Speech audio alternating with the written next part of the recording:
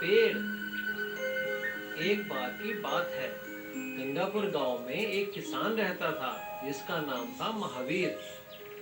महावीर और उसका दोस्त किशन दोनों मिलकर अपने खेतों में काम करते थे।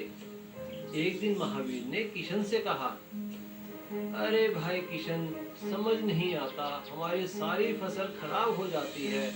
ना ही बारिश अच्छी हो रही है, ना ही बीज अच्छे आ रहे हैं।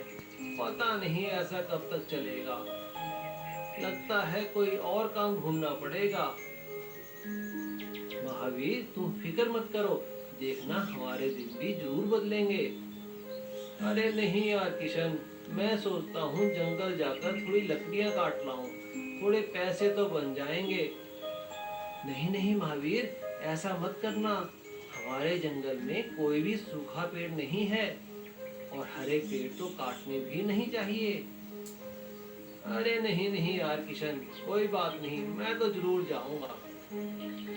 और महावीर जंगल जाकर पेड़ काटता है।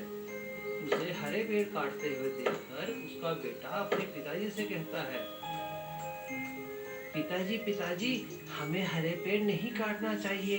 हमारी पुस्तकों में भी ऐसा लिखा है, हरे पेड़ हमें काफी कुछ देते हैं।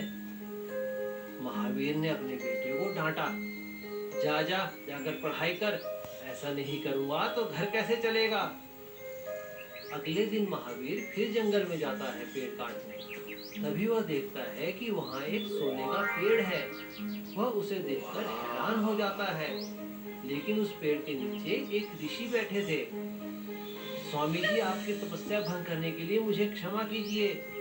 मैं ये पेड़ काटना चाहता हूँ, क्या आप यहाँ से उठ जाएंगे। नहीं बेटा, मैं यहाँ से नहीं उठूंगा और तुम भी यह पेड़ मत काटो। अरे स्वामी, हट यहाँ से, मुझे ये पेड़ काटने दे। मैं तुम्हें प्यार से कह रहा हूँ, तुम तो मेरी सुन ही नहीं रहे। ठीक है बेटा, जैसी तुम्हारी इच्छा। और जैसे ही महावीर कुल्हाड़ी पेड़ पर लगाता है, वह एक सूखे पेड़ में बदल जाता है।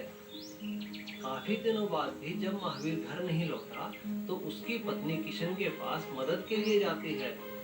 और किशन अपने दोस्त महावीर को ढूंढने जंगल में आता है।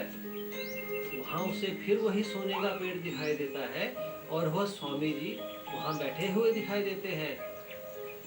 किशन स्वामी जी को प्रणाम करता है। स्वामी जी प्रणाम। तो तुम भी यहाँ पेड़ काटने आए हो। नहीं नहीं स्वामी जी, मैं पेड़ काटने नहीं आया हूँ, मैं अपने दोस्त को ढूंढता हुआ यहाँ आया हूँ।